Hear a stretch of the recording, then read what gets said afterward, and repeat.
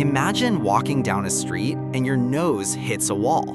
Not a physical wall, but something so intense, so overwhelming that your entire body wants to turn around and leave. That's what happens to almost every first-time visitor in Taiwan. The smell has been described as rotting garbage mixed with old socks and something you'd find in a barn. And yet, the locals are lined up around the block to eat it. This is the story of Stinky Tofu, the food that smells like punishment but tastes like a revelation. And by the end of this video, you'll understand exactly why Taiwan didn't just keep this dish, they turned it into a national identity. Stay with me. Let's start with the smell itself, because you actually need to understand what's happening chemically before any of the rest of this makes sense. Stinky tofu isn't rotten food. That's the first thing most people get completely wrong. It's fermented food, and those two words mean completely different things. Rotting is uncontrolled decay. Fermentation is transformation, guided, intentional, precise.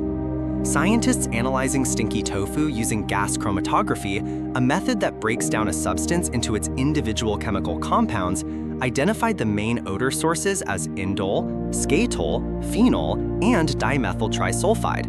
Now here's where chemistry gets genuinely strange. Indole, the main compound responsible for that overwhelming smell, is also used in high-end perfumes. At low concentrations, indole smells like jasmine flowers. At high concentrations, it smells like raw sewage.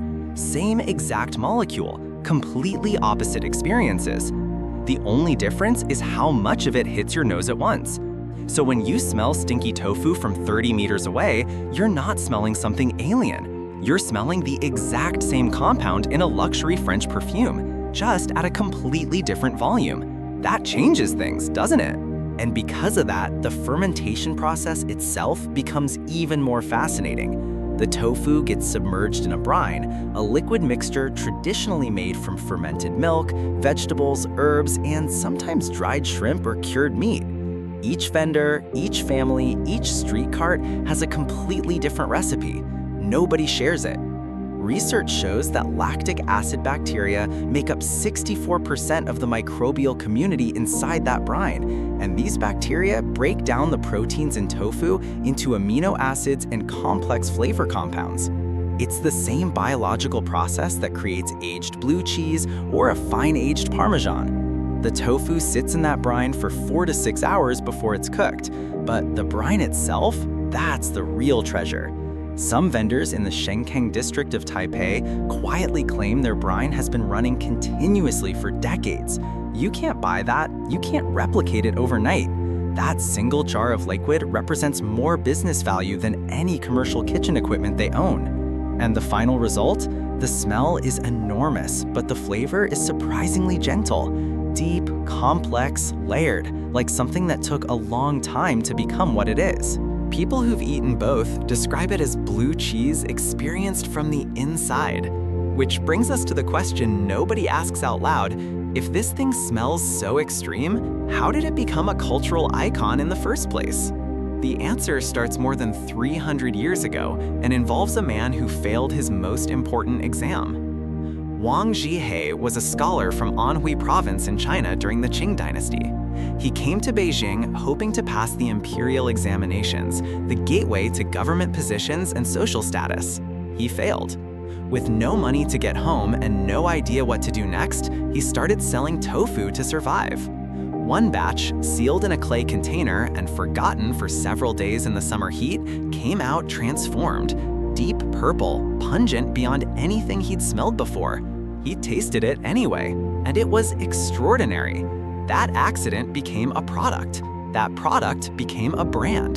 The Wang Zhe-hei brand still exists today, more than 300 years later, making it one of the longest-running food brands anywhere on the planet.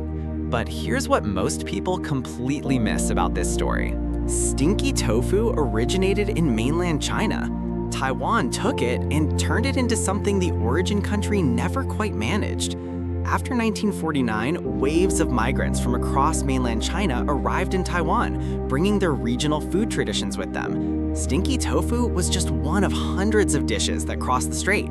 But Taiwan did something extraordinary with it. They didn't just preserve it, they made it their own. They elevated it, multiplied it, built an entire cultural infrastructure around it, and eventually turned it into the most searched Taiwanese food on international social media. That's a fascinating thing about food and migration. Sometimes a dish travels, finds new soil, and grows deeper roots than it ever had at home. And nowhere is that more visible than in the night markets. Taiwan has over 300 night markets. Nearly every single one has at least one Stinky Tofu vendor, often several. In a survey of over 17,000 voters in Taipei, Stinky Tofu ranked #1 on the list of favorite night market foods. A separate independent survey found 35.7% of Taiwanese people named it their top night market dish. Those aren't just numbers, that's a cultural consensus. The night market itself is something outsiders often underestimate.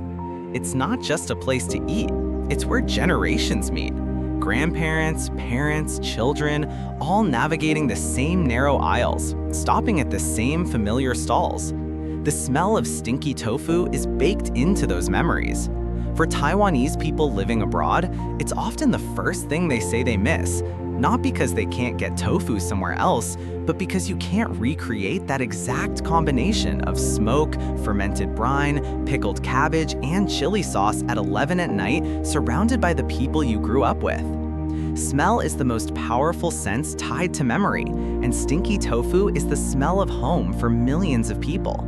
Now, if you find that fascinating, and honestly, how could you not, hit subscribe right now. We cover stories exactly like this every single day. Let's explore this right now, because the psychology behind that reaction goes even deeper than nostalgia.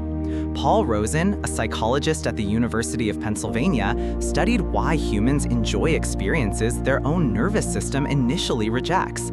He called it benign masochism. Your brain knows the smell isn't dangerous, but the disgust reflex fires anyway. When you push through it and discover something good on the other side, the brain releases a reward.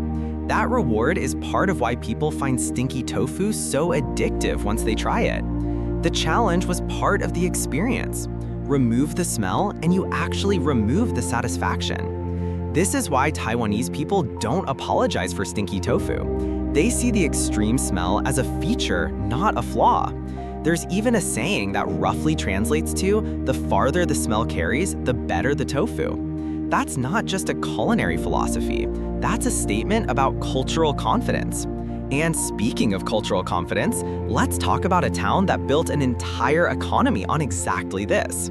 Shenkeng is a small district on the outskirts of Taipei. Its name literally translates to deep pit. Almost its entire local economy is built around a single product, tofu.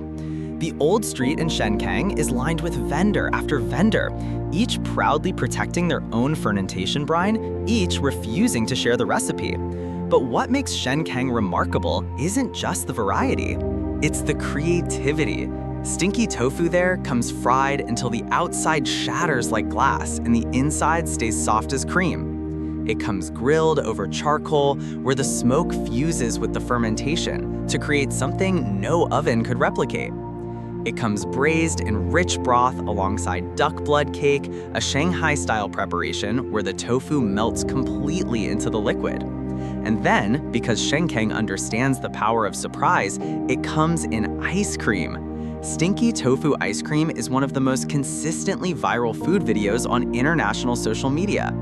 People film themselves bracing for disaster and then looking genuinely confused when it's actually pleasant. Because the frozen format mutes the volatile compounds that carry the smell, the cold temperature traps them, and what's left is just a faint, interesting, complex flavor that barely resembles what hit you outside. Shenkeng figured something out that most businesses never do. They didn't hide what made them different. They doubled down on it. They made the strangeness the attraction. That's a business lesson wrapped inside a food culture. Now here's where it gets interesting, because the world is finally catching up. For decades, the global conversation around fermented foods had a geographic bias that's hard to ignore. Epoisses, a French cheese so pungent it was once banned from public transportation in France, is considered a refined delicacy exported around the world. Surströmming, a Swedish fermented herring that registers higher on odor measurement equipment than almost any other food on Earth, is treated as proud Scandinavian heritage. But stinky tofu from Asia? For a long time, it got labeled bizarre, unsanitary, extreme. That framing is shifting, partly because of the internet, and partly because the science has become too clear to ignore. Stinky tofu is genuinely rich in probiotics, the beneficial bacteria that support gut health. It's also one of the best dietary sources of esqual, a highly active form of isoflavone, a plant compound that has been studied for its potential benefits in hormonal health. The medical paradox is almost funny. The thing that looks the least sanitary on the entire street might actually be the most functional food on it.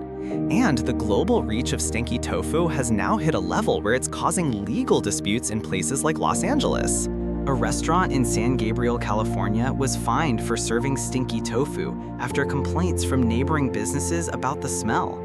The owner, who had built his entire menu around it, was pressured to remove it from the menu entirely.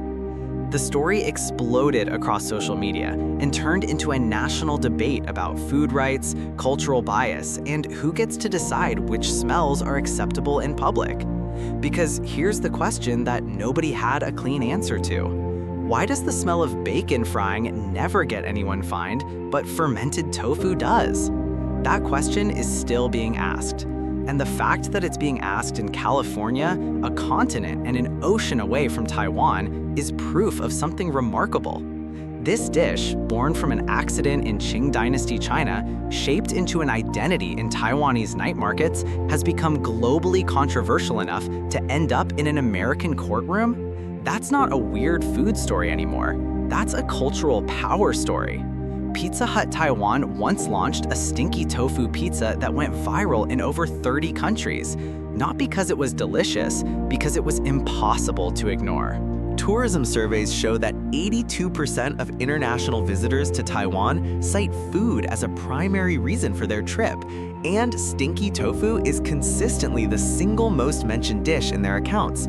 Every shocked foreigner who films themselves smelling it for the first time and posts it online is creating free advertising that no marketing budget could replicate.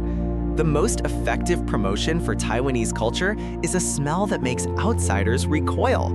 That is one of the most counterintuitive success stories in the history of food. So here's what stinky tofu actually teaches you, if you're paying attention. Value doesn't announce itself with a pleasant smell and a beautiful presentation. Sometimes the most complex, nutritious, culturally meaningful things arrive in forms that make you want to walk in the other direction. Taiwan didn't try to make stinky tofu more acceptable to outsiders. They made outsiders curious enough to come closer. And that gap between the smell that repels you and the flavor that surprises you, that moment right there is what cultural discovery actually feels like. What food from your own culture do you think outsiders completely misunderstand the first time they encounter it? Leave that in the comments. I genuinely want to read every answer. If this kind of story is your thing, like this video and subscribe. There's a new one every day, and every single one of them will give you something real to think about.